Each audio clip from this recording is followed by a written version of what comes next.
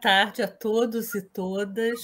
É um prazer nós convidarmos para mais uma conversa do Finisterra Lab, o historiador José Cintra Martinheira, que durante anos foi um dos técnicos, né? Primeiro técnico auxiliar, técnico superior, né? E diretor do Arquivo Histórico Ultramarino, né? E da Direção-Geral do Livro, dos Arquivos e das Bibliotecas do Instituto de Investigação Científica e Tropical, né?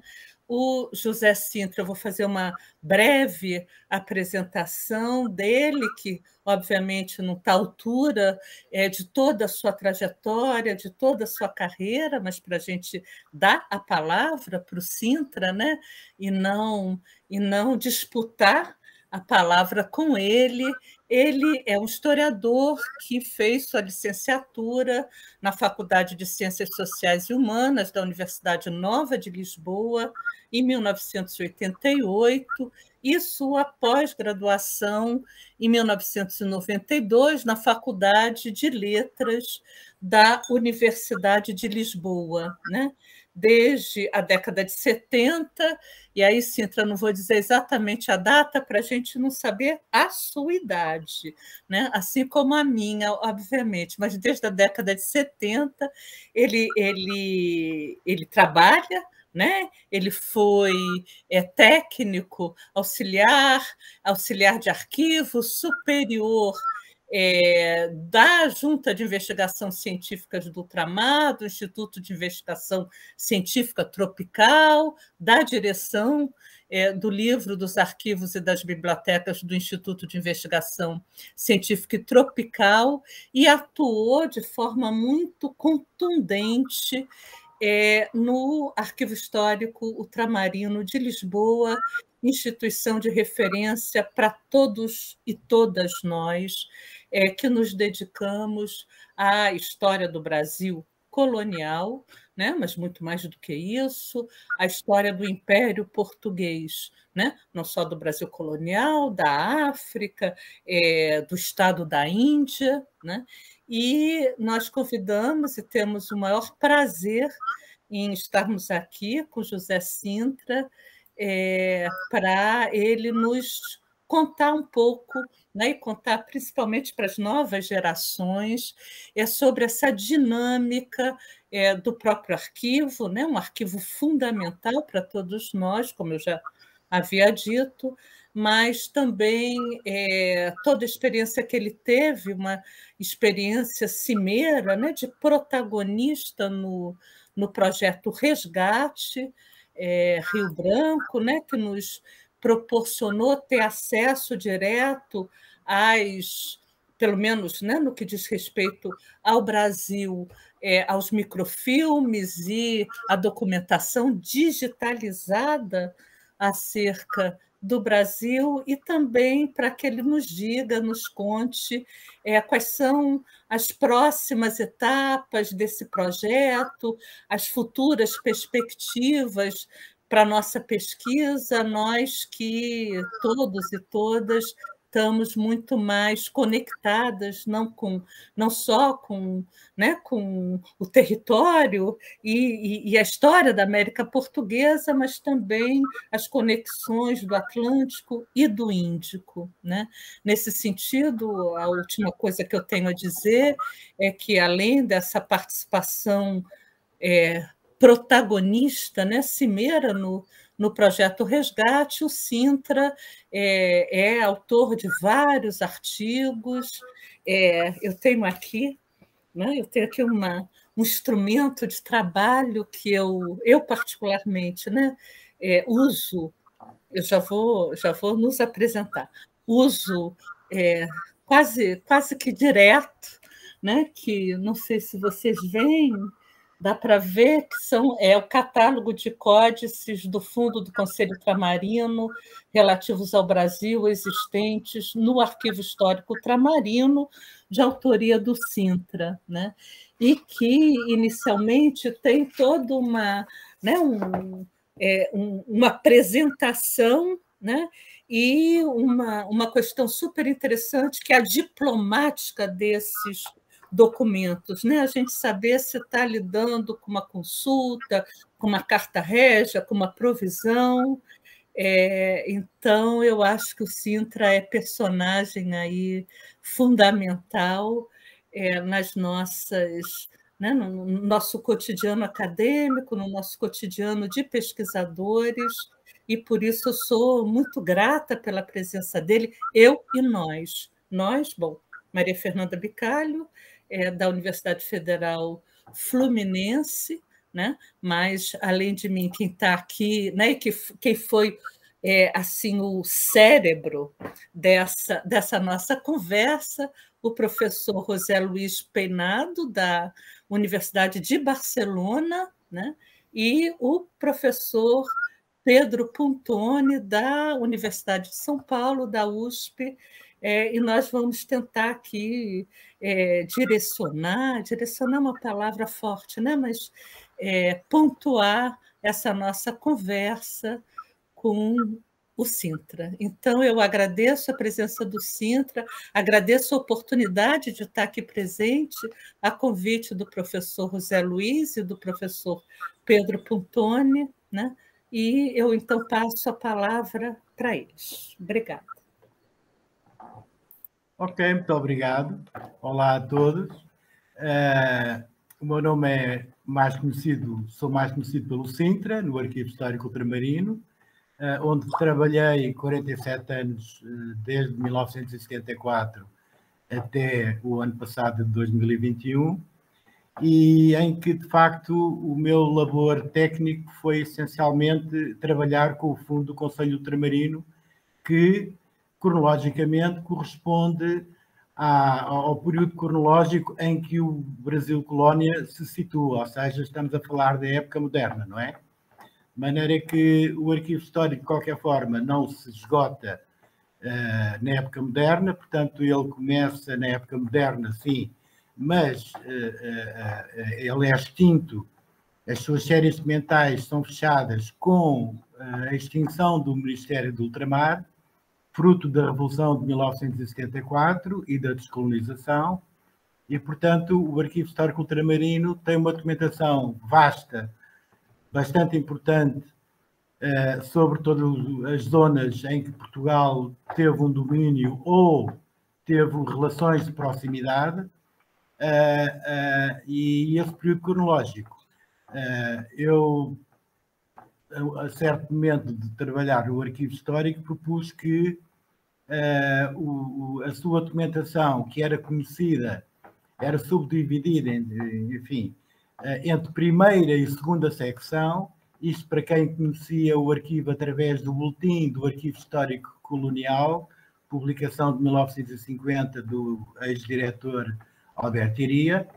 Portanto, classificava entre primeira e segunda secção, correspondendo a primeira secção, grosso modo, ao período da época moderna, propriamente do Conselho Ultramarino, e a segunda secção, o período de 1834 até o Ministério do Ultramar, não é? Em 1950 estamos em plena atividade do Ministério do Ultramar. De maneira que eu propus que se fizesse uma outra classificação pelo número dos fundos, ou seja, os conjuntos documentais, tendo em conta as instituições produtoras. No caso, o Conselho Ultramarino, a Secretaria de Estado da Marinha e Ultramar e o Ministério do Ultramar. Portanto, esses três grandes períodos abrangem o principal da documentação existente no Conselho Ultramarino. Aliás, no Arquivo Histórico Ultramarino.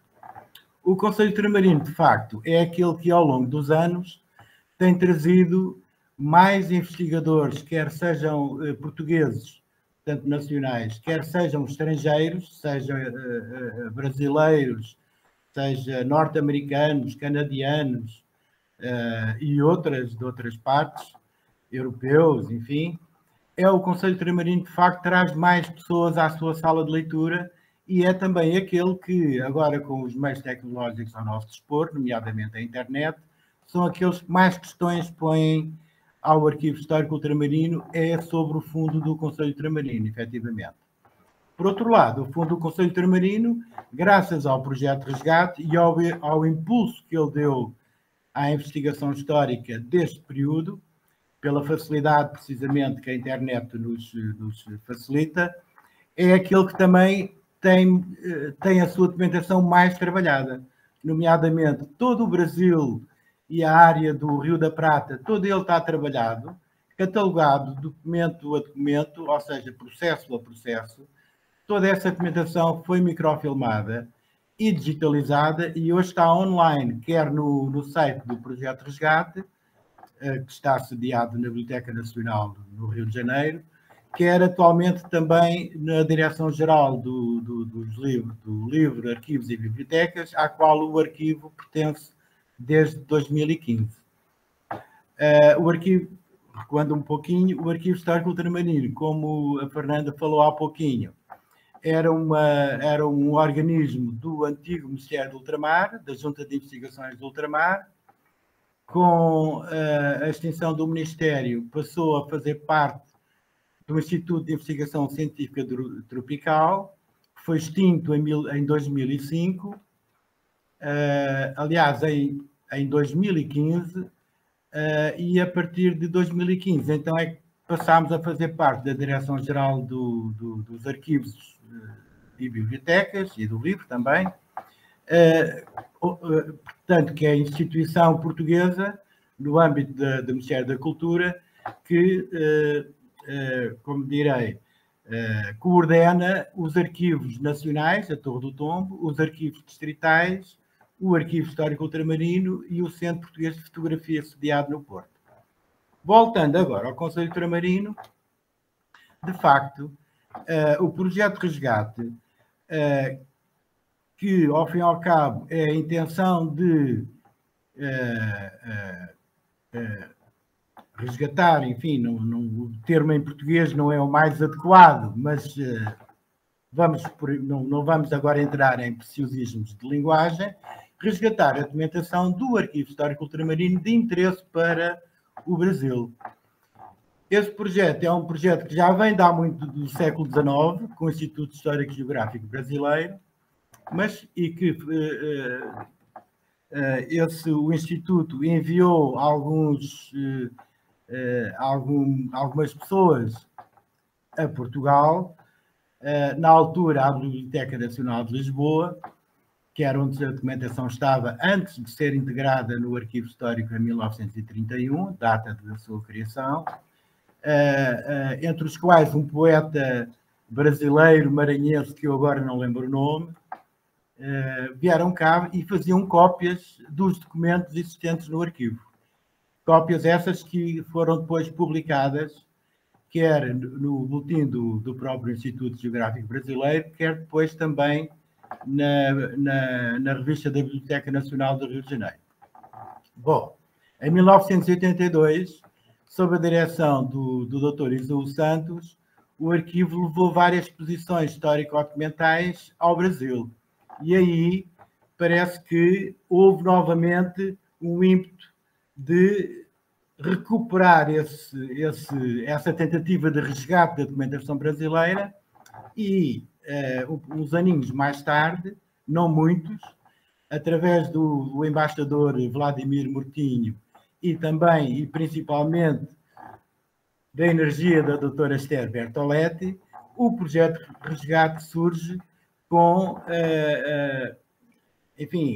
a intenção de microfilmar toda a documentação relativa ao Brasil existente no Arquivo Histórico Ultramarino. E assim começou o projeto em 1995, 96, e que demos por concluído em 2005. Não obstante, o projeto Resgate tinha como intenção estar concluído no ano 2000 para a comemoração dos 500 anos do descobrimento do Brasil, não é? Mas a documentação era tanta, de facto, que não foi possível concluir essa catalogação em microfilmagem nesse tempo. Bom, entretanto, a documentação também no arquivo não estava propriamente trabalhada. Ou seja, o século XIX estava razoavelmente organizado cronologicamente, havia uns poucos catálogos que era o Rio de Janeiro e a Bahia do Castro e Almeida, e o São Paulo do Mendes Gouveia, e pouco mais. Havia um outro pequeno catálogo também da Bahia do século XVII, da Luísa da Fonseca. Todos esses catálogos estão hoje no site do Projeto Resgate. Há lá um link para os diferentes catálogos. Ainda faltam alguns, falta o Rio de Janeiro, de maneira que perdão, o projeto arrancou e teve a colaboração em termos práticos de trabalhar a documentação com imensos, cerca de 100 ou talvez até mais historiadores e arquivistas brasileiros que se deslocaram ao arquivo através das suas universidades e outras empresas que financiaram esse projeto também. Deslocaram-se ao arquivo e permaneceram em Lisboa durante bastante tempo, alguns, porque há séries pequenas e há séries bastante grandes, como o caso do Rio de Janeiro, da Bahia, do Pernambuco, do Maranhão, etc.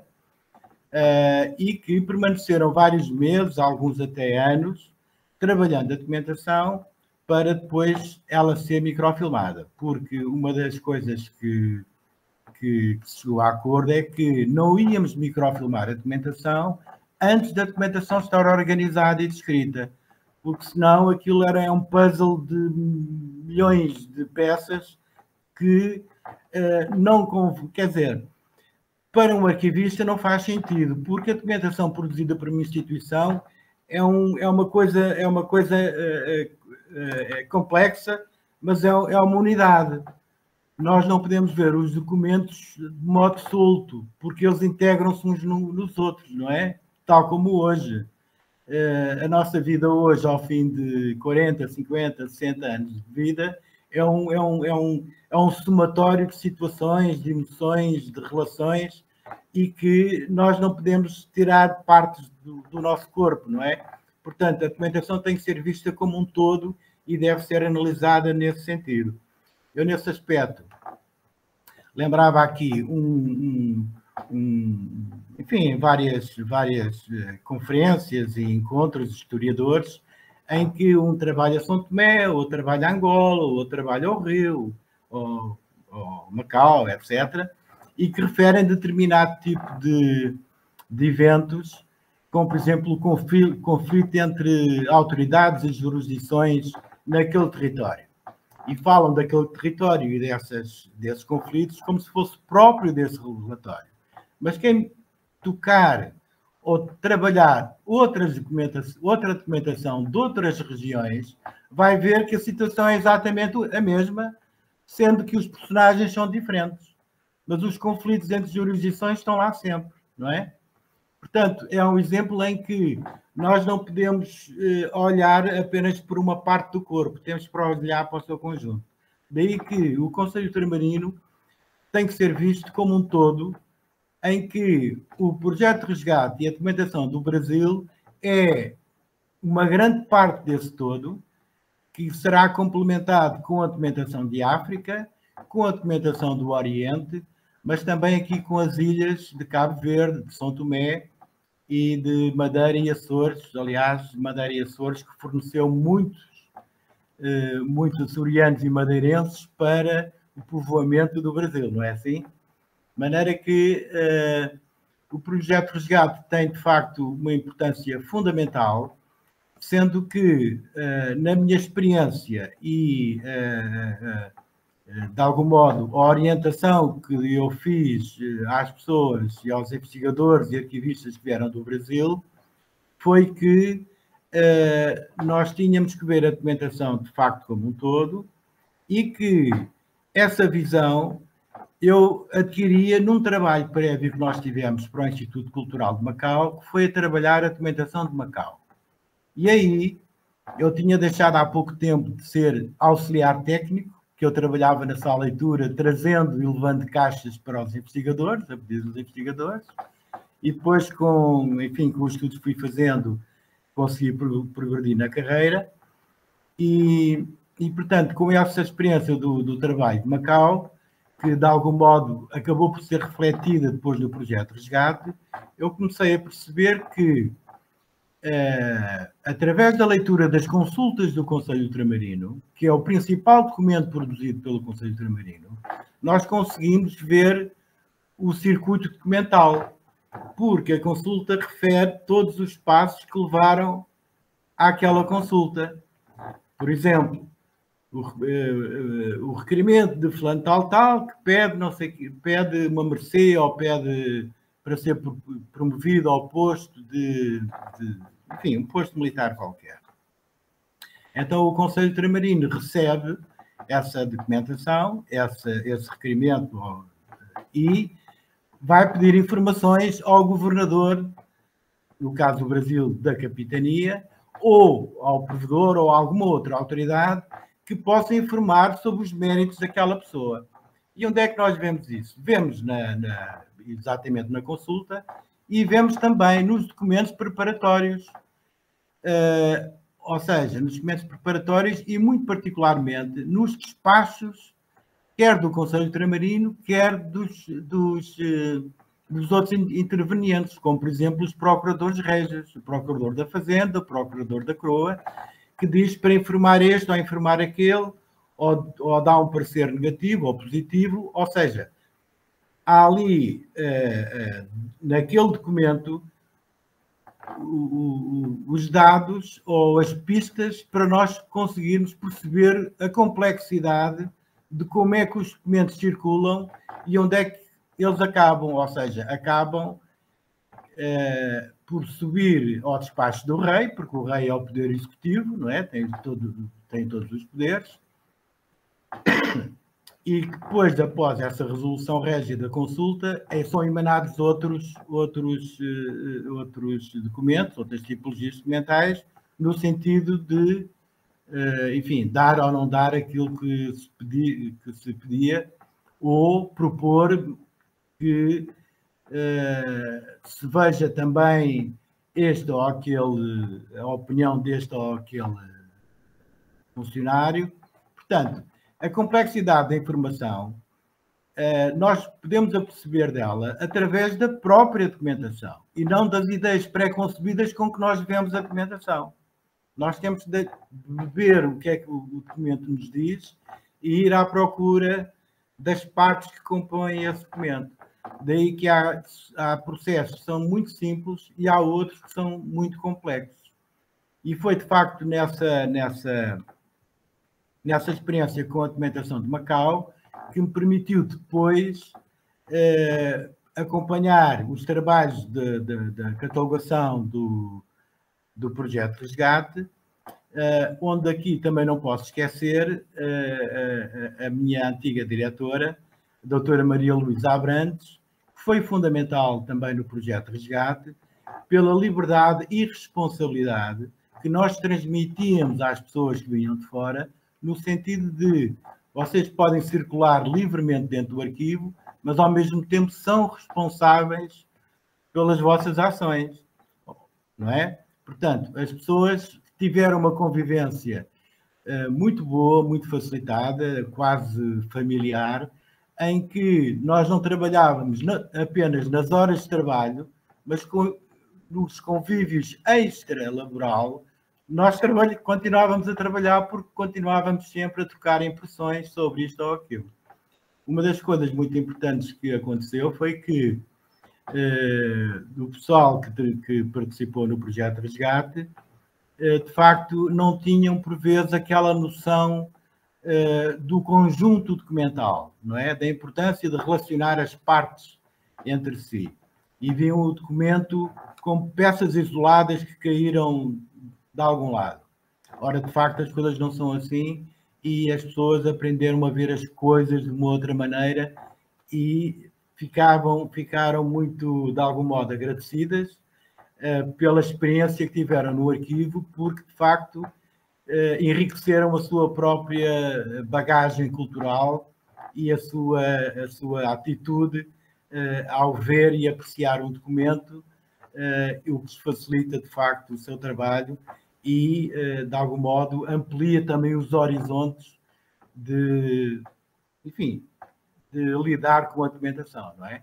Portanto, o projeto de resgate foi, de facto, fundamental no arquivo. A documentação do Conselho Ultramarino relativa ao Brasil corresponde, grosso modo, a 40% a 50% da documentação do Conselho Ultramarino, do Arquivo Histórico Ultramarino. Outro conjunto fundamental, outros, aliás, que não estão ainda trabalhados, mas porque são imensos também, mas que têm muita importância também para o Brasil, é, de facto, a documentação de Angola, que vai estar disponível, não posso dizer quando, porque eu já estou aposentado e, portanto, já não participo desses trabalhos, a de Angola, mas também a do Reino, a da Índia e de Moçambique, não é? Portanto, a documentação relativa a essas partes é fundamental porque o Império é um, não é? O Império é um, há diferentes intervenientes, governadores gerais, vice-reis, mas a cabeça do Império, que está aqui em Lisboa, ele gera todos, de algum modo, enfim, com alguma igualdade, mas sempre distinguindo as particularidades de cada região. Portanto, a solução apontada para a Índia não é a mesma que é apontada para o Brasil, não é? Por exemplo, estou-me agora aqui a lembrar das confirmações das cartas patentes. Para a Índia, demorava cerca de um ano, tinha o prazo de um ano para pedir a confirmação da patente. Para o Brasil, o litoral atlântico, eram 3 meses, mas para o interior do Brasil já eram 6 meses, não é? Um requerimento de Timor demorava cerca de 2 anos a ter resposta, porque Timor tinha que aguardar pelo barco de Macau, que por sua vez vinha da Índia, e só depois, quando havia barco, porque nem sempre havia barco, por alguma razão, um naufrágio, etc., só depois é que esse requerimento vinha para Lisboa. Portanto, tudo isso é muito complexo e há que ter noção disso para conseguirmos compreender aquele conjunto de papéis que, de facto, formam um corpo uno, não é? De maneira que acho que é isso que eu tinha a dizer. Enfim, há muito mais a dizer sobre o Conselho Ultramarino, quer sejam as tipologias documentais, de facto, mas que não é exclusivo do Conselho Ultramarino, porque ainda hoje nós lidamos com tipologias documentais, não é? Os decretos do Presidente, os decretos-leis, as leis, essas tipologias continuam a sobreviver e vão continuar a sobreviver enquanto houver Estado, pelo menos, não é? De maneira que, de qualquer modo, como a Fernanda falou, as tipologias documentais que se encontram aí nesse catálogo dos códices, que eu achei importante incluir, porque, de facto, uma das percepções que eu tive é que as pessoas não tinham muita noção disso, não é? Por exemplo, eu vi casos de requerimentos chamarem decreto ao requerimento. Ora, um requerimento não é um decreto, nem um decreto é um requerimento. São coisas completamente opostas, não é? Portanto, cada autoridade emite determinado tipo de documentos, não é? Tanto que nós temos documentos que sobem, como, por exemplo, as consultas ou os requerimentos, não é? Que sobem, há outros que descem, os decretos, as cartas régias, as provisões, descem, portanto, do rei para baixo, e outros que sobem ao rei, e há outros que são, como direi, horizontais, como, por exemplo, a correspondência, o ofício deste para aquele, sobre isto ou aquilo. Uma das coisas que eu também talvez interessasse aqui falar aqui na entrevista é que no trabalho de catalogação da documentação do projeto Resgate, nós tivemos que optar por uns sumários muito simples, carta deste para aquele sobre isto, trazendo o principal do assunto da carta. Não nos podemos prolongar muito nos resumos, porque, fazendo assim, o projeto prolongou-se 5 anos além daquilo que era previsto. Se nós fizéssemos um trabalho tal como fizemos para Macau, ainda hoje estávamos a trabalhar o projeto de resgate, não é? Portanto, de qualquer modo, o projeto de resgate foi feito de modo a que nós identificámos a data de produção do documento, a tipologia do documento, o autor do documento e o destinatário, sendo que tentámos sempre identificar qual era a função de um e outro, porque o Martinho Melo e Castro não é o primo daquele, era o secretário de Estado. Nós temos de saber que ele é o secretário de Estado, não é? E depois uma pequena súmula do assunto, que é para a pessoa ter a noção sobre o que é que versa o documento, não é? De maneira que, com isso, acho que fizemos um bom trabalho,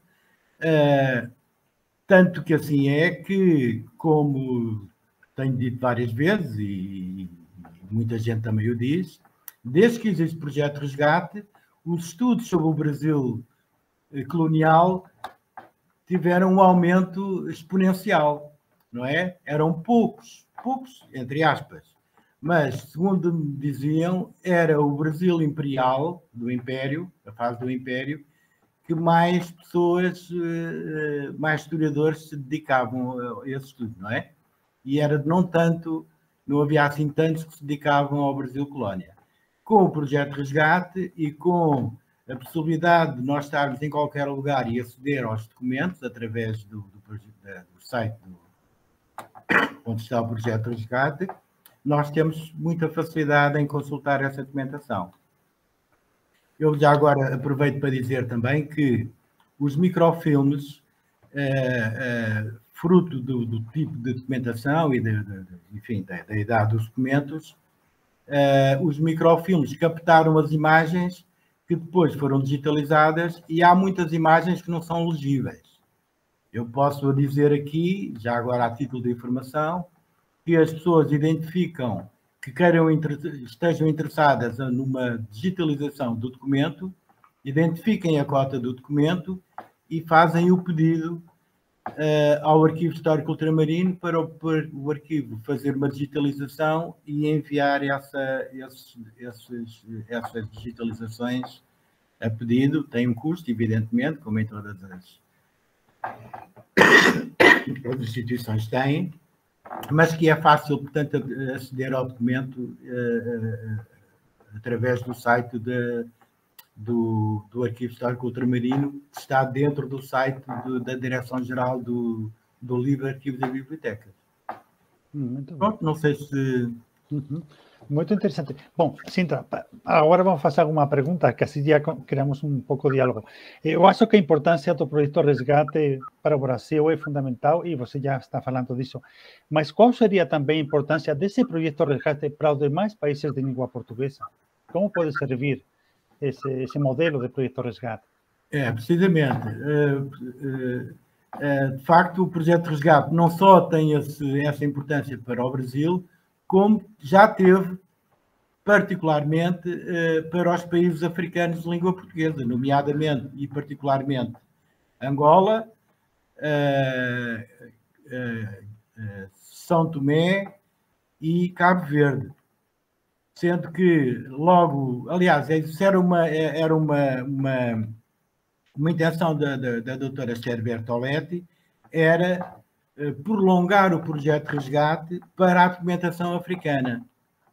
Só que o arquivo, nessa altura, entrou em obras de remodelação e manutenção do edifício e, de facto, era muito difícil gerir pessoas, espaços e obras com pó, documentação deslocada, etc. Era muito complicado isso. Mas, felizmente, que depois houve um projeto de resgate, aliás, eles optaram por atribuir o mesmo nome, resgate da documentação de Angola e resgate da documentação de Cabo Verde. Teve uma investigadora no arquivo, uma senhora angolana, Maria de Fátima, no arquivo a trabalhar a documentação de Angola e teve uma outra investigadora também de Cabo Verde a trabalhar a documentação de Cabo Verde. E isto porquê? Porque depois o próprio arquivo propôs um projeto de África Atlântica, documentação da África Atlântica, cujo intuito foi trabalhar Cabo Verde e Guiné, São Tomé e Angola. E toda essa documentação foi trabalhada, sendo o projeto de 3 anos, jamais seria possível concluir esses trabalhos. Mas eles têm vindo a ter continuidade, quer através do envio de investigadores de Cabo Verde, como é o caso agora, que está lá uma técnica do Arquivo Nacional de Cabo Verde, está a concluir o trabalho de organização, encapilhamento, etc., para depois ser digitalizado. O Angola, a documentação está catalogada, mas falta mão de obra para fazer esse trabalho também de encapilhamento e ordenação dos documentos. São Tomé está sensivelmente na mesma situação de Angola, e a Guiné, eu antes da apresentação consegui concluir o trabalho de encapilhamento e ordenação da documentação, e hoje já está online no site do arquivo OHU Digitarc, não é? Voltando aqui um pouquinho à nossa questão, portanto, o projeto de resgate, que é essencialmente Brasil, teve essa importância não apenas para o Brasil, mas de facto para esses países africanos, porque essa documentação está a ser trabalhada, ela vai ser disponibilizada também. O Moçambique é o Carlos Alberto, que a Fernanda conhece bem também, que trabalhou cartografia, que também está online, a cartografia brasileira, no site da Biblioteca Nacional também. Portanto, toda a documentação africana, enfim, mais 1 ano, 2 anos, eventualmente 3 ou 4 anos, tudo isso estará disponível online. Se não as digitalizações, embora Portugal agora vá beneficiar do tal plano de recuperação e resiliência, vai ter alguns milhões de euros para digitalização, vamos ver o que é que o arquivo vai poder fazer, porque, de facto, boa parte da documentação está online nas suas descrições, falta depois as digitalizações para juntar às descrições. E a partir daí começamos a ter o corpo do Conselho Ultramarino mais composto, já não apenas com uma perna, mas com 2 pernas, um braço, depois faltará as orelhas, enfim, o corpo vai se compondo, não é? E a partir daí nós conseguimos perceber que as coisas funcionam e não funcionam de modo repartido. Por exemplo, um dos casos difíceis que a organização que deram na Biblioteca Nacional, quando receberam a documentação do Conselho, foi dividir a documentação por área geográfica. Se era uma consulta sobre o Rio de Janeiro, ia para o Rio de Janeiro. Se era um ofício ou uma carta do governador do Rio de Janeiro, ou alguém do Rio de Janeiro, acumulou tudo no Rio de Janeiro.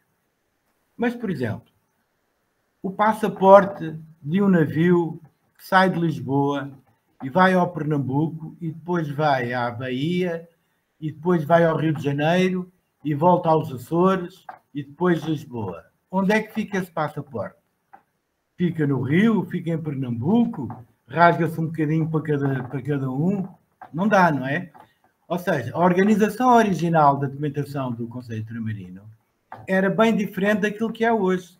Tanto que nós temos algumas séries documentais, como, por exemplo, Alagoas só devia ter documentos a partir de cerca de 1807, não é? Que é quando é levado a capitania. Assim como a Guiné, até 1833, também não faz sentido, porque a Guiné dependia para todos os efeitos, do governador de Cabo Verde, não é? Portanto, há certas coisas que estão no Conselho Ultramarino que não estão bem, mas não estão bem, mas também não há muito a fazer. A única coisa que há a fazer aqui, de facto, é trabalhar todo o corpo, porque aí as coisas, independentemente do lugar onde elas estejam, eu consigo recuperar todos esses documentos e aí fazer a relação das partes com o nexo, não é? Portanto, voltando à sua questão, Luigi, o projeto Resgate, de facto, tem e vai continuar a ter essa importância fundamental, porque os outros países, muito particularmente os africanos, também querem aquilo que o projeto Resgate fez, não é? Portanto, isso, com o caminhar dos tempos, nós vamos ter o Conselho Ultramarino totalmente trabalhado. Esperemos que o Reino também fique. Há uma investigadora brasileira, que pelo menos a Fernanda conhece, falta-me agora o nome dela, uma pernambucana, não me lembro agora o nome, mas que trabalhou o Reino em moldes diferentes do resto do resgate. De qualquer modo, dá para recuperar alguma informação desse conjunto mental. De qualquer modo, o tempo que ela teve disponível para fazer, só foi possível trabalhar até cerca de 50% do total da documentação do Reino. Porque a documentação do Reino é tão extensa quanto a da Bahia, que é a documentação mais extensa do Arquivo Histórico Ultramarino, é a Bahia, não é? Porque, por um lado, foi a sede do Governo-Geral e, enfim, pela importância que teve no contexto do Império. A Índia é também uma grande série documental, com cerca de 500 caixas também é uma coisa imensa, e que também há um projeto que há de ser levado a efeito, mas é pena que os projetos atualmente sejam de 3 anos, porque projetos de 3 anos para séries documentais tão longas é muito difícil iniciar e concluir. E portanto, para o que nós fizemos no projeto Resgate do Brasil, e temos feito para a África também, é que nós não atribuímos uma cota definitiva aos documentos sem termos a certeza que não há documentos ainda por trabalhar que façam parte daqueles processos, não é? Portanto, preferimos aguardar chegar ao fim e depois então trabalhamos o bolo por completo. De maneira que é isso, ou seja, o projeto Resgate teve esse mérito, e tem o mérito, de, por um lado, não só conseguir a documentação que lhe diz diretamente respeito, mas também motivar os outros países para também fazerem o mesmo que o Brasil fez, não é? De maneira que é isso. Ou seja, temos que ficar agradecidos, de facto, ao ímpeto que o Brasil teve de fazer o projeto Resgate, porque isso beneficia não apenas a investigação sobre o Brasil colonial, mas toda a investigação histórica que se debruça sobre a época moderna, sem exceção, sejam eles do espaço hispânico, sejam eles do espaço das colónias francesas, porque há uma inter-relação entre todos esses espaços e todas essas jurisdições e monarquias, não é? Não é? Nós não vivemos isolados uns dos outros, não é? Ou por conflito ou por amizade, nós estamos sempre com os pés na terra, não é? E a terra é comum a todos nós, não é? Ok. Dou por concluída esta fase, então. Muito bem. Sintra, eu agora tive uma pergunta que eu achei. Em 1974, você entrou no arquivo, que foi o ano da Revolução dos Clavéis. Como foi esse momento? Precisamente, não é? Na altura, o Arquivo Histórico Ultramarino contratava rapazes, não é? Grosso modo, para fazerem esse trabalho de auxiliar de sala de leitura, não é? E houve uns que foram embora, foram à sua vida, e eu andava a estudar numa escola ali perto, e o Carlos Alberto, um moço que ainda hoje, enfim, que ainda hoje trabalha lá, e então falou se eu queria e apresentou-me ao diretor, ao Dr. Alberto Iria. E o Dr. Alberto Iria, de algum modo, gostou de mim e contratou-me a partir de 7 de março, comecei a trabalhar no arquivo em 7 de março de 1974. Um mês e pouco depois, deu-se a Revolução do 25 de Abril, não é? De maneira que, como o arquivo só trabalhava de tarde, tinha o horário de trabalho só de tarde, e eu tinha aulas apenas de manhã, eu conseguia conciliar as duas coisas, não é? Aliás, a minha vida, até praticamente à graduação, depois em arquivística, foi sempre como trabalhador estudante. Estudava e trabalhava. E graças ao horário do arquivo, eu pude sempre conciliar o estudo com o trabalho, porque saía de um, ia para o outro, e assim fui fazendo a minha vida académica. Mas, de facto, em 74 eu era auxiliar, portanto trabalhava na sala de leitura, ou trabalhava na portaria, ou trabalhava na biblioteca, ou trabalhava com o apoio técnico aos técnicos do arquivo, na altura designados catalogadores. E mais tarde fiz o curso de técnico auxiliar de arquivo, onde comecei propriamente a mexer em documentos, a ler os documentos, e aí a coisa foi crescendo, até que eu optei por fazer a licenciatura em História, embora os meus estudos prévios eram na área da Engenharia e da Eletrotecnia. Ainda entrei no Instituto Superior de Engenharia de Lisboa, mas não, eu quero ficar no arquivo, porque de facto é um tipo de trabalho diferente, contacto com pessoas que vêm de várias partes do mundo e, além do mais, estou perto da minha escola, estou perto da minha casa, o ambiente é ótimo, estou perto do Rio Tejo, o que é uma coisa esplêndida também, ali na zona de Belém. Portanto, eu tenho todas as condições aqui para, embora ganhando pouco, mas sinto-me bem aqui. E foi aí que eu decidi ficar. Sintra, eu queria interromper você para perguntar, o arquivo nesse momento já estava na Calçada da Boa Hora, no Palácio? O arquivo histórico ultramarino começou por ser o Arquivo Histórico Colonial.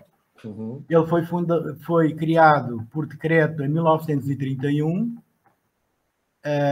embora já houvesse, desde o início do século, que alguns historiadores e personalidades portuguesas queriam que houvesse um arquivo destinado à documentação histórica colonial portuguesa, porque a documentação esteve até um certo momento na Biblioteca Nacional. Ou seja, quando o Conselho Ultramarino é extinto, a Secretaria de Estado da Marinha e Ultramar recolhe toda a documentação do arquivo e essa documentação vai para um depósito da Marinha, à época a Secretaria de Estado da Marinha, não é? E lá ficou até que a Marinha precisava daquele espaço. E então queriam integrar essa documentação na Torre do Tombo. A Torre do Tombo, que não é onde é hoje, mas sim é no Palácio de São Bento, que é hoje também, e era também a Assembleia Nacional, hoje a Assembleia da República. Portanto, a Torre do Tombo funcionava aí, não tinha condições para albergar a documentação do arquivo, porque, grosso modo, ainda são uns quilómetros de documentação histórica, não é? E então acharam por bem comprar o Palácio da Ega, no antigo Pátio de Saldanha, que era um palácio que estava praticamente abandonado, fruto da Revolução Francesa e da ida da corte para o Brasil, porque os condes da Ega eram muito favoráveis às ideias francesas, não é? Às ideias da Revolução. E quando os franceses foram expulsos de Portugal, enfim, eles abandonaram e o palácio foi oferecido ao general mandante das tropas e primeiro-ministro, entre aspas, de Portugal, enquanto a corte esteve no Rio de Janeiro, o Beresford. Foi oferecido ao Beresford. De maneira que o Beresford depois também é expulso e portanto, o palácio entra de algum modo em decadência. Eu sei por um antigo funcionário do arquivo, um senhor já com bastante idade, que fazia vigilância no arquivo, que o palácio chegou a ser resguardo de vacas que pastavam ali na zona, não é? E guardavam as vacas aí nesse palácio. O Ministério do Ultramar achou por bem, aliás, na altura, o Ministério das Colónias, comprou o palácio para instalar aí o arquivo histórico colonial à época, não é? Fizeram-se obras de adaptação, inicialmente com prateleiras de madeira, mais tarde, com o Dr. Alberto Iria, as prateleiras de madeira foram substituídas por prateleiras em metal. Essas prateleiras em metal já não existem hoje no arquivo, foram substituídas por outras mais modernas, mais leves, e o próprio arquivo, com as obras de remodelação, aumentou em muito a sua capacidade de armazenamento de documentação. Até porque o arquivo depois recebeu muita documentação do antigo Ministério do Ultramar, que foi extinto, e, portanto, boa parte dessa documentação acabou por vir para o Arquivo Histórico Ultramarino, não é? De maneira que hoje o arquivo tem muito mais documentação do que tinha em 1974, não é? Quer dizer, porque recebeu... Sintra e os fantasmas. E as correntes.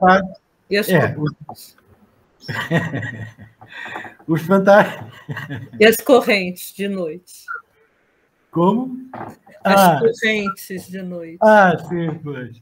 Não, isso é uma história que se conta, não é? Porque, particularmente, quando há alguém de novo no arquivo, algum funcionário novo, como é um palácio com caves, que na realidade não são caves, porque têm janelas ao nível do jardim, quando havia funcionários novos, nós falávamos sempre da Condessa da Ega, que andava pelas salas do palácio e andava com umas correntes, fazia assim uns barulhos.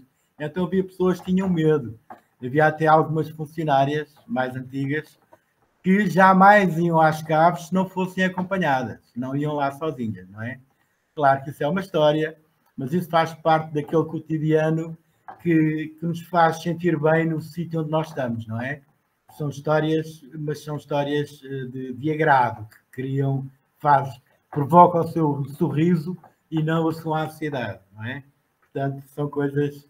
Havia muitas histórias, o arquivo tinha muitas histórias, nós fazíamos uns lanchinhos de aniversário, do Natal, da Páscoa, cada um trazia aquilo que melhor fazia, a senhora A fazia um bolo de amêndoa, a senhora B trazia uns camarões, os homens traziam as bebidas, e na sala do chá, nós tínhamos uma sala de chá, na sala da Meia Laranja, cá embaixo, quando entramos à direita,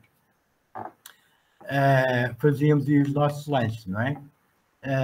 E então era aí que nós fazíamos os nossos convívios, e isso era bom porque é fundamental haver um espírito de equipe dentro de um espaço em que trabalham várias pessoas a fazer o mesmo tipo de trabalho. Se não houver espírito de equipe e cada um trabalhar para o seu lado, as coisas não funcionam, porque nós não sabemos o que é que o outro anda a fazer, o outro não sabe o que é que eu ando a fazer, e o problema não é esse, é que o outro pode ter respostas às minhas perguntas, e eu posso ter resposta para as perguntas do outro. E se nós não tivermos respostas, temos perguntas. E se tivermos perguntas, como comunicamos uns com os outros, talvez nós encontremos uma resposta em comum, não é? E, portanto, ela depois é partilhada por todos e todos trabalham da mesma maneira. Coisa que nem sempre se verifica. E isso é muita pena porque a produtividade que todos nós queremos que aumente fica difícil de gerir isso, porque nós não partilhamos o conhecimento. Por exemplo, eu venho-me embora e não ficou ninguém no arquivo. Não tive a possibilidade de, nos últimos anos, se bem que considero que fiz algum trabalho importante no sentido dos trabalhos de continuação do resgate, nomeadamente na documentação africana. Mas também tinha sido muito importante eu ter trabalhado com várias pessoas, funcionários propriamente do arquivo, para apreenderem o que é o Conselho Ultramarino, o que é o Conselho, o que é a Secretaria de Estado, porque cada um tem determinado tipo de metodologias de trabalho, de registar a documentação nos livros, os chamados livros de registro, como é que a documentação é registada neste livro e não naquele. Este livro diz que o documento foi para aquela repartição, onde é que está o livro desta repartição. Enfim, esses circuitos documentais, que é muito importante que quem vem de novo apreenda, tenha alguém que lhes ensine isso, porque senão cada um que entra no arquivo, neste ou num outro qualquer arquivo, ou no outro qualquer âmbito de trabalho, vai ter que descobrir a pólvora outra vez, quando a pólvora já foi descoberta, não é? Parece que estamos sempre a dançar com a mesma, não é? Portanto, essas histórias de convívio levam à boa partilha de informação.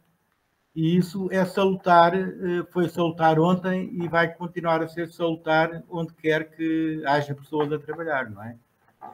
Quando as pessoas, o poder sobe à cabeça, as coisas, por vezes, dificultam e as coisas não andam para a frente, não é? Mas, enfim. Estou disponível para outra questão.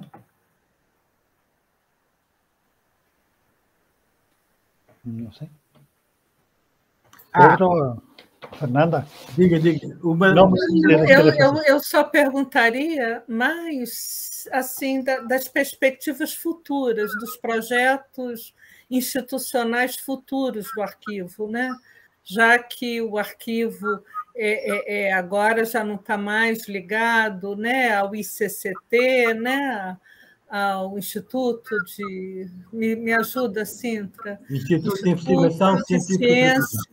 Isso, e está ligado, né, esse pool, esse conjunto de instituições encabeçados, creio que pela Torre do Tombo. Quais são as perspectivas, os projetos futuros para o Arquivo Histórico Ultramarino?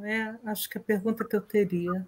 Pois, eu não sei muito bem, o que é que se pretende fazer. Eu sei que o que se pretende é caminhar para a frente, ou seja, cada vez ter mais documentação trabalhada, digitalizada e online. Sei também que, por notícia do jornal, que a Direção-Geral vai ter cerca de 16 milhões de euros, se não estou enganado, para projetos de digitalização de documentação. Agora, em termos de trabalho documental propriamente dentro do Arquivo Histórico Ultramarino, eu acho que nesse aspecto a direção do Arquivo Histórico é de algum modo autónoma e é autónoma nas opções que faz em termos de tratamento, mas também muito sujeita aos projetos de investigação que vêm de fora, aos projetos de tratamento mental, porque o arquivo cada vez tem menos pessoas. Eu, quando há pouco falávamos que eu entrei no arquivo em 1974, o arquivo tinha cerca de 60 funcionários. 60 funcionários. Hoje contam-se praticamente pelas duas mãos, com atendimento de sala de leitura, com digitalização, enfim, com os serviços administrativos. É muito complicado. Por exemplo, o arquivo tinha um gabinete de restauro e conservação de documentos gráficos, que foi, aliás, no âmbito dos serviços públicos, foi, de algum modo, o primeiro, por uma colaboração que houve com a Fundação Carlos Gulbenkian, e hoje não tem ninguém a trabalhar no restauro de documentos, não é? O que é muito triste. Enfim, o arquivo está muito debilitado em termos de funcionários, porque as coisas não se fazem só por elas próprias, tem que ser pessoas a fazê-las, não é? E de maneira que, em termos de projetos, sinceramente não sei dizer. Eu sei que houve, isto é, eu estava ainda a trabalhar no arquivo e houve alguns projetos com dimensão, por exemplo, das obras públicas. Trabalhou-se muito a documentação de obras públicas, quer do período do século XIX, quer já do século XX. Houve outros projetos também de tratamento da documentação do Ministério do Ultramar, e há outros projetos, só que, dado o número de funcionários disponíveis, são projetos que avançam muito, muito lentamente, porque hoje você está a trabalhar essa documentação e amanhã tem que ir para a sala de leitura. Ora, nós na sala de leitura estamos sempre dedicados à sala de leitura, não é? Portanto, é difícil fazer sala de leitura e outra coisa ao mesmo tempo. Até porque quando você está a trabalhar com o documento, você tem que estar focado naquilo que está a fazer. Senão dispersa, não é? Dispersa e quando diz que é A, afinal não é A, é B. E, portanto, é complicado, é muito complicada a situação. Quer no Arquivo Histórico Ultramarino e, com certeza, noutras instituições do género, não é? De maneira que, infelizmente, não sei dizer exatamente o que é que... Eu sei que, portanto, há aquela técnica do Arquivo Nacional de Cabo Verde que está a trabalhar para a conclusão do trabalho da documentação de Cabo Verde. Sei também que Angola e Moçambique também a documentação está em vias de ser concluída a sua organização para posterior digitalização. Mas quando isso vai acontecer é difícil prever porque, não sei, não é? Um dia deste, o Carlos Alberto, da secção da cartografia, que está a trabalhar a Moçambique, eu saí do arquivo com 47 anos, ele já vai fazer agora em fevereiro 49 anos, está no arquivo. Mais dia, menos dia, vem-se embora também. O Otávio Afonso, que você também conhece, também já está com 66 anos e também já tem 40 e tal anos, já tem condições de se reformar. O Jorge Nascimento dos microfilmes, que você também lembra, também já se reformou. A Isabel Amado já se formou. Portanto, as pessoas mais antigas do arquivo, está tudo cá fora já. Praticamente o arquivo agora é gente nova, não é? De maneira que é difícil de dizer qual o futuro.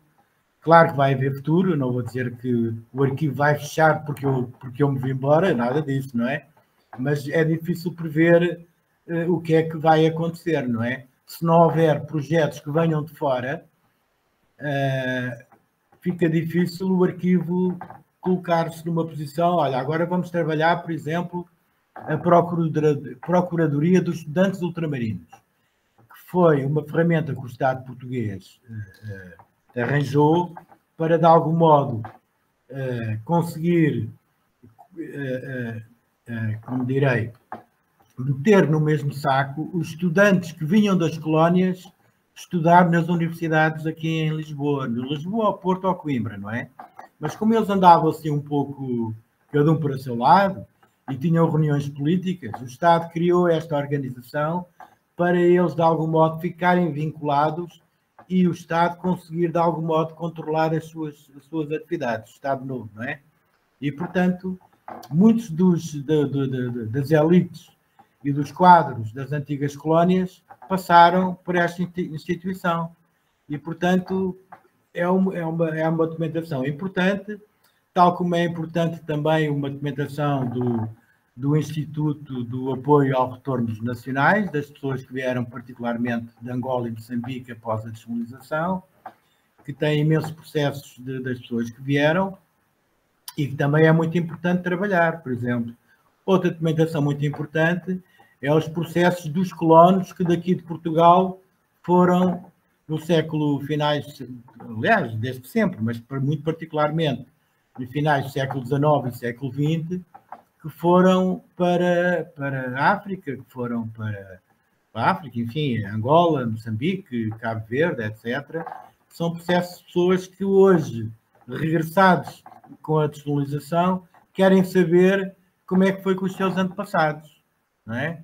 Assim como hoje, ainda hoje, nós continuamos a ter solicitações do Brasil que querem saber quem foi o seu trisavô, tetravô, que foi militar em Cabo Verde, e que depois foi para Pernambuco, ou que foi para aqui, ou que foi para acolá. Portanto, esses pedidos continuam a surgir no arquivo ultramarino. Portanto, o arquivo ultramarino não se vai extinguir com certeza. Eventualmente, um dia vão mudar o nome do ultramarino por qualquer ideia mais ilustre de algum personagem que venha. Não vai voltar ao arquivo das colônias, certamente. Não, isso não. Não vai. Não, mas, olha, exemplo, excelente que você esteja trazendo também o Sintra para os tempos atuais, né? Eu fico pensando, quando você fala da procuradoria dos estudantes, né, que vem das colônias, né, das então colônias, né, de um livro do Pepetela, né, do angolano, né, do grande escritor angolano Pepetela, não era o Mayombe, era outro, que eu já não me lembro o nome, que eram esses estudantes que eram controlados ali, supervisionados, né, pela PIDE, quer dizer, o arquivo ultramarino não se esgota nos tempos modernos, né, como a gente tem conversado aqui, mas tem imensa documentação para os tempos atuais, para o século XX, para a história das ditaduras, né, então, muito interessante isso. É muito interessante. Uma documentação que nós não temos nem nunca tivemos foi a relativa à guerra colonial, propriamente. De 1961 a 74. Nós não temos essa documentação. Mas temos a documentação dos militares que normalmente iam-se fazer serviço às colónias. Não para efeitos da guerra colonial, mas para os postos tradicionais que ocupavam nas diferentes ex-colónias, não é? E sim, temos processos militares praticamente desde sempre, porque militares sempre os houve, não é? Desde que há poder, que há militares, ao fim e ao cabo, não é? Que há espadas, espingardas, essas coisas, não é? Portanto, o poder militar sempre esteve presente, não é? Mas, de facto, o arquivo é muito rico. As coleções de cartografia e iconografia, escrita, impressa, não é? Também, no caso do Brasil, aliás, toda a cartografia e iconografia eu posso afirmar com grande segurança, que mais de 90% de toda a coleção do arquivo está digitalizada. Não está online, porque o mecanismo de colocar as coisas online no site do Digitarc é um bocado complicado e não dá para passar dias e dias a pôr uma após outra. É muito complicado. E, portanto, eu preferi sempre estar a trabalhar a documentação, a catalogar a documentação, do que estar propriamente com esse trabalho.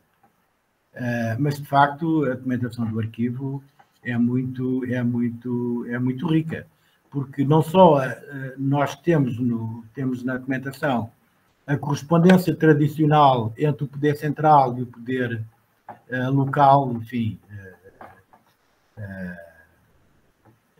das diferentes colónias, como depois temos também, através do envio da correspondência de governadores, panfletos e outros papéis de ideias contra o colonizador e a colonização, não é?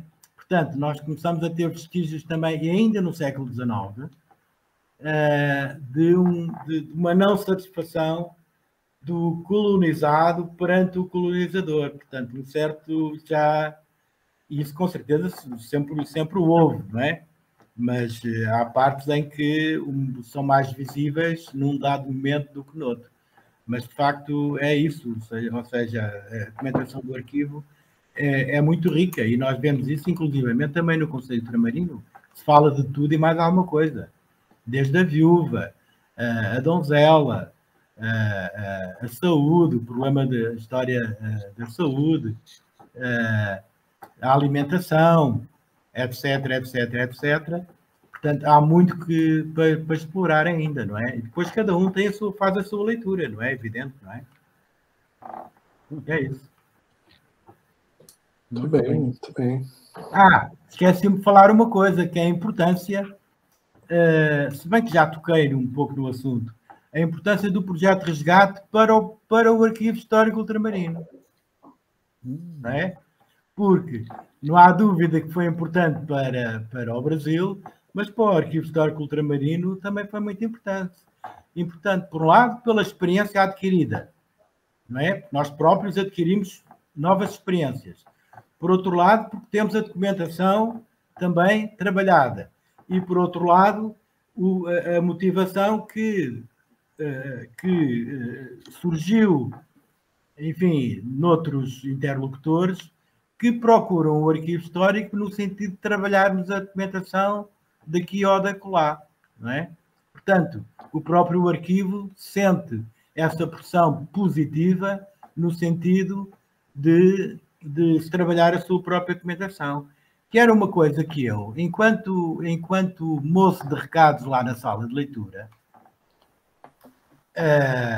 achava estranho como é que a documentação do arquivo, que era tão importante para esses países, e havia tão pouco interesse, não dos investigadores que lá na sala de leitura, mas das instituições nacionais, em deixar o arquivo tal como ele estava, não haver projetos de tratamento documental.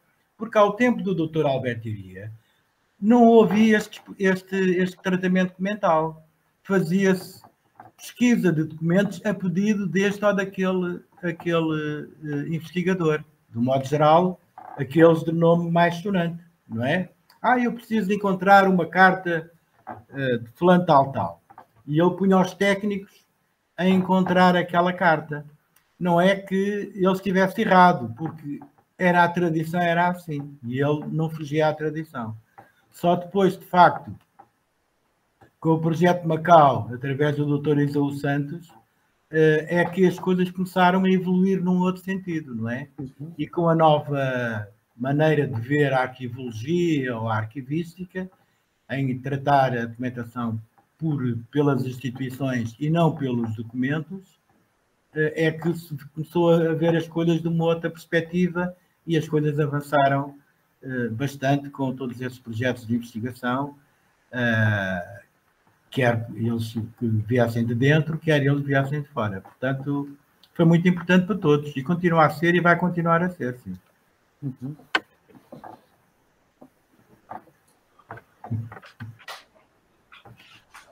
Muito bem. Muito bem, pois, muito bem. Não sei já o tempo que levamos, não sei se já... Já estamos com mais de 1 hora. Como veem, eu não tenho dificuldade em falar, não é? Nós estamos aqui em período de eleições agora, não é? Vamos ter eleições legislativas no dia 30. Em que os debates, de facto, deixam muito a desejar, porque não elucidam, as pessoas não ficam elucidadas sobre o que é que cada um diz, porque cada um vai ali, são de algum modo galos a discutir entre si, não é? Mas, de facto, é isso, ou seja, caso queiram colocar outra questão, ou alguma coisa que achem que ficou por falar. Por mim, não. Eu só uma pergunta. Antigamente, a Casa da Índia e da Guiné estava na Praça do Comércio, não? Mas depois do tsunami que teve em Lisboa, que foi para outros arquivos, não? Ou foi arrasado essa Casa a Casa da Índia era ali, era o Terreiro do Paço, não é? É o Terreiro do Paço, isso. Era o Paço, não é? Que, precisamente, Casa da Índia, os armazéns da Índia, Guiné, enfim, isso foi destruído com o terremoto, não é? Aliás, o Conselho Ultramarino situava-se aí no Terreiro do Paço também, mas com o terremoto ele teve que mudar de instalações. O secretário passou para outros locais, a Fernanda já fez um trabalho sobre isso, pelos secretários do Conselho Ultramarino, os Lavres e depois os outros.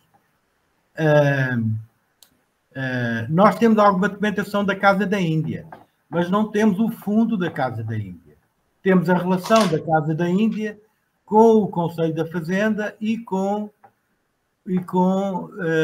o Conselho Ultramarino, mas é uma correspondência. Enquanto nós podemos, enfim, dizer, e temos que dizer, nós temos o fundo do Conselho Ultramarino, a documentação produzida pelo Conselho, ou seja, recebida e enviada do Conselho Ultramarino, está no Arquivo Histórico Ultramarino.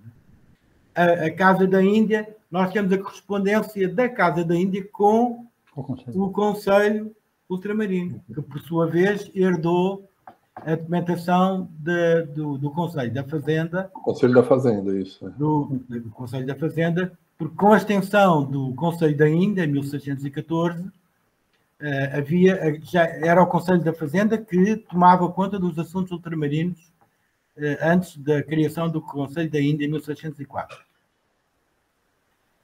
Depois, com o Conselho da Índia, as competências foram para o Conselho da Índia. Com a extinção deste Conselho, o Conselho da Fazenda retoma novamente as competências sobre a gestão do ultramar, até à criação do Conselho Ultramarino em 1643, e não em 42. Porque há muitos historiadores, inclusivamente o Marcelo Caetano, que estudou o Conselho Ultramarino nas suas 3 fases, porque o Conselho Ultramarino vem até ao século XX, em períodos diferentes, claro, e são instituições diferentes, mas há o regimento e há o decreto de criação e há o livro de posses do Conselho Ultramarino, que se perdeu com o terremoto, mas eles fazem um outro livro de posses e, de algum modo, registam as posses anteriores e continuam com as novas posses originais. Os documentos são originais. Os outros são registros. A partir de uma certa fase, que eu agora não sei dizer qual, particularmente deve ser a partir do terremoto, as posses que lá estão são originais, as assinaturas originais. As outras não, são registros. E a primeira posse é de 43. Portanto, quem diz que o Conselho foi criado em 42 está mal informado. É 1643. Embora o regimento seja de 1642. Porque é quase uma cópia do regimento do Conselho da Índia, exceto as Ilhas dos Açores e da Madeira, o Norte da África e as Mercês. Fica na Secretaria das Mercês. Não é? O Conselho não tem essa jurisdição. E aí, muito bem. Mas é isso. Portanto, era no Terreiro do Paço onde funcionava, de facto, o grosso dos principais tribunais de corte era ali no Terreiro do Paço, não é? Muito bem, obrigado. Nada. Eu creio que nós teríamos muito mais perguntas e para conhecer muita coisa. O Sintra está nos iluminando aqui com muitas informações e a experiência, né, de vida dele também. Essa parte, acho que da conversa merecia a gente ir mais à frente, né? Eu só quero elucidar ali a Fernanda de uma coisa. Eu nunca fui diretor do Arquivo Histórico, embora tenha substituído muitas vezes a direção. Hein? Fernanda. Substituto, desculpe, substituto. Substituto. Desculpe, faltou falar substituto. Eu estava nervosa. Mas foi muito bom. Agora faço meia-culpa, substituto. E sabe uma coisa? É quando o facto embora eu acho que tenha algumas competências para ser coordenador de equipas, porque ao longo dos anos sempre coordenei equipas, coordenei muitos estágios, etc. E uma das coisas que eu fazia nos estágios, e que é a minha própria experiência, é que quando alguém vinha de novo para iniciar um estágio, eu não lhe dava os calhamaços para ele ler. Dava-lhe assim umas pitadas do que é que iria encontrar e depois enviava entregava aos lobos, ou seja, vai confrontar a documentação. É claro que a pessoa, não tendo experiência, vai ter um monte de dúvidas, não é? Hoje uma, amanhã outra, e é aí que ele vem falar comigo e aí conversamos sobre isso. Porque, no meu entender, se você chegar ao arquivo e ele disser isto tudo hoje, quando eu falei hoje, amanhã você já não se lembra do que eu disse hoje, não é? E então, amanhã você vai pegar no documento e não vai entender, porque não está habituado àquilo, não é? Não vai entender isto ou aquilo e vai ter comigo, ó, Sintra, o que é isto? E isto é assim, assim, assado. E as pessoas gostavam desta maneira que eu tinha de lidar com elas. E felizmente tenho muito boas memórias e muitas amizades, fruto não só do meu trabalho na sala de leitura, em termos de enquadramento do leitor e de perspectivar o leitor, olha, veja esta documentação, veja aquela, etc., quer pela experiência de convívio dentro e fora do arquivo. Quer dizer, são de facto, são experiências muito ricas. A minha experiência no Arquivo Histórico Ultramarino foi de facto muito rica. Queria agradecer ao Sintra pela entrevista, a disposição de estar conosco e compartilhando tanta informação e conhecimento, sabedoria e experiência, que vai, eu acho que, ajudar a dar rumos e caminhos para as pessoas que ouvirem o vídeo, verem o vídeo e que estão iniciando a sua pesquisa ou já iniciaram, entender a riqueza, a importância do Arquivo Histórico Ultramarino. Então, eu queria apenas deixar essas palavras de agradecimento para a gente encerrar aqui a nossa gravação. Ok. Grato também. Fantástico. Muito obrigado. Tchau, tchau. Fiquem bem. Nos vemos pronto.